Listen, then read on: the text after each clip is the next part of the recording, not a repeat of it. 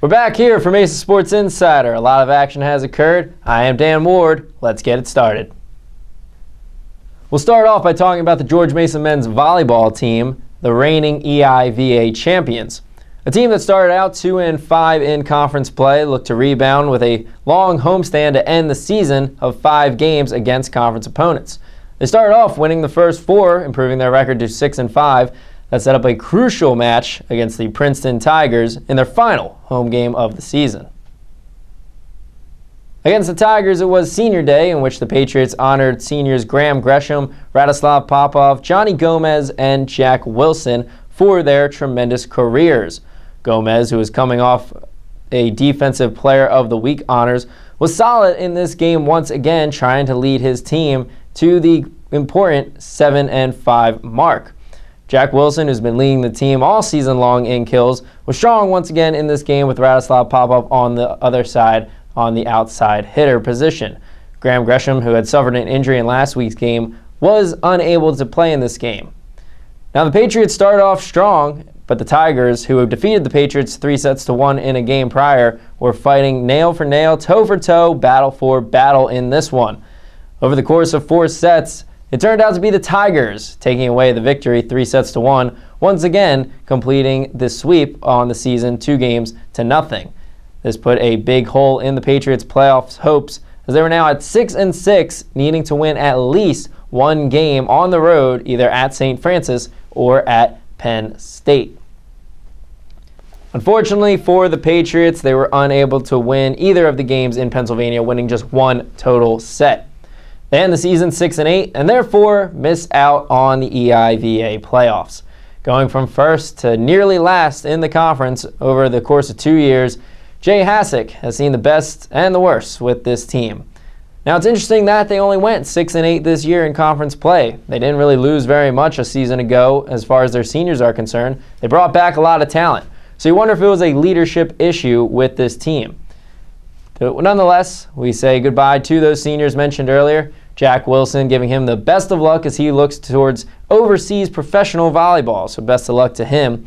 It is now Brian Negron's team to run. He will be the senior leader. The setter, who's started every game since his freshman season, will look for Langston Payne, Kyle Barnes, and Sam Greenslade to step up this year.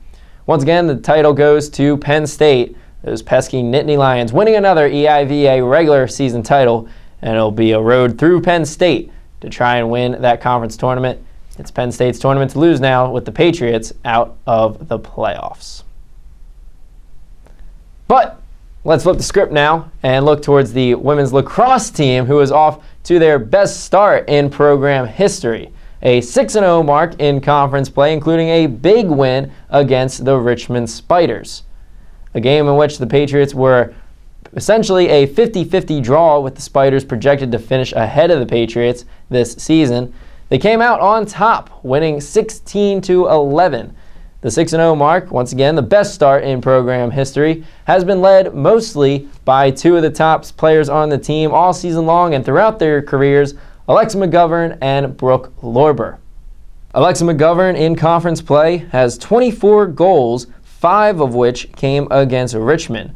Brooke Lorber, meanwhile, has 10 goals and 16 assists in conference play, a career-high 6 assists in Richmond's game, with a 7th point coming off of a goal, so a 7-point game for Brooke Lorber. And then over in net, Melissa Simku, averaging less than 9 goals per game allowed and a 57% save percentage.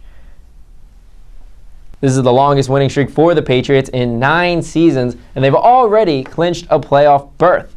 With the 6-0 mark, they're currently tied with UMass at the top of the conference, and they've set themselves up nicely to try and get one of those top 2 seeds, which gives them a first-round bye.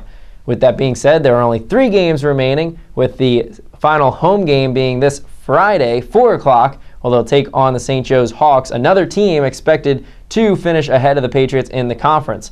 St. Joe's currently sitting at 4-1, could really turn the tides if they're able to come away with a victory. So come out, be loud, and support your lacrosse team as they try and rep Mason proud, get back to the playoffs for a 3rd straight year, be one of the top teams in the conference, and finally defeat those Minutewomen up in UMass. They will have a chance in the regular season to do so, as that is their game after St. Joe's, and then they'll wrap it up at Davidson College. So best of luck to the lacrosse team, and we'll see you all there on Friday. Now another team that's been hot, we'll look to the Diamond as we head up to the Diamond, where both teams have been very hot. It's shining bright like a diamond, to say the least.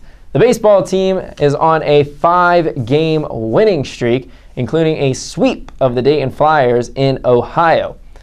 In large part, they can thank Tyler Nealon, who is the player of the week during that 5-game stretch. He batted .471 with 11 RBIs and 6 runs scored. The offense has been on fire, scoring 19 runs in their first game to start this 5-game winning streak, and then have ripped off an average of over 8 runs per game to continue their winning streak. That puts them at 6-3 in the conference, trailing right now only VCU and Rhode Island for the top teams in the conference. So a team that didn't make the playoffs last year is off to a very hot start. They'll look to continue that trend and their hot start, try and keep their playoff hopes alive as they take on the St. Bonaventure Bonnies this weekend for a 3-game set.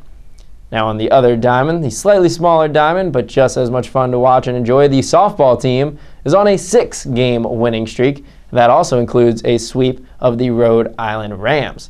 Now their game got started, their winning streak got started with a fun win in walk-off fashion.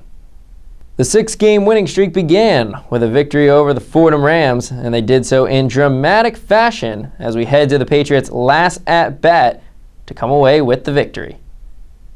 And the freshmen come through in the clutch. We'll find out as a 2-2 is chopped up the middle, and it's going to be bobbled. Patriots win.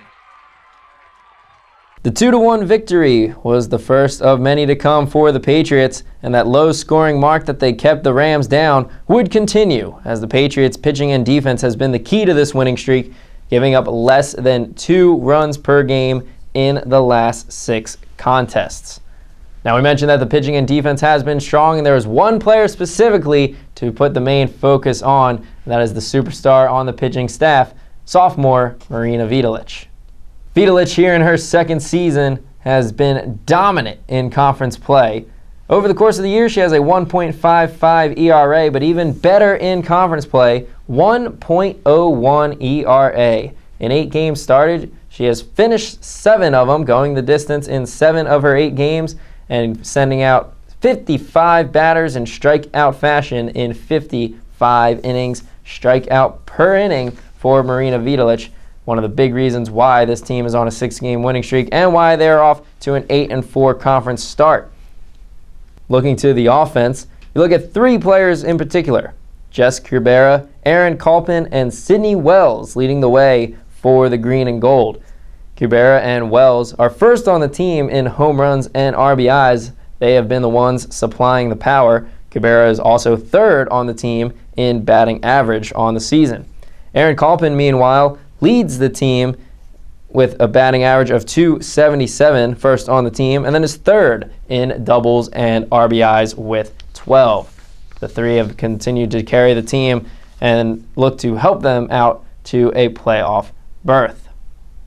And lastly, let's talk about some other main headlines for the spring sports. On the golf team, junior Eric Edwards was named Co-Player of the Week for the 2nd time this season, as he and the golf team continue to rise in the late part of the spring semester. Over in men's tennis, they're guaranteed a winning regular season, currently sitting at 11-9 with only 1 regular season game left against the Fordham Rams this weekend. In track and field, 2 teams have competed very well this season and are preparing for their last couple of meets before the A10 championships, which are right around the corner, coming quickly in the beginning part of May. And then rowing has been trending upwards week after week. Their A10 championships coming up very soon. It's A10 championship season right around the corner. Spring season is upon us. Championship season coming soon. But that'll do it for us here at Mason Sports Insider. Hope you enjoyed the show. If you have any questions, comments, concerns, likes, appreciations, devalues, whatever it may be sure to reach out to me on Twitter at Dan_Ward_11. Leave a comment on our YouTube channel. Comment, call us, email us over at Mason Cable Network, whatever have you. But that'll do it once again. I am Dan Ward saying so long, God bless, and go Patriots.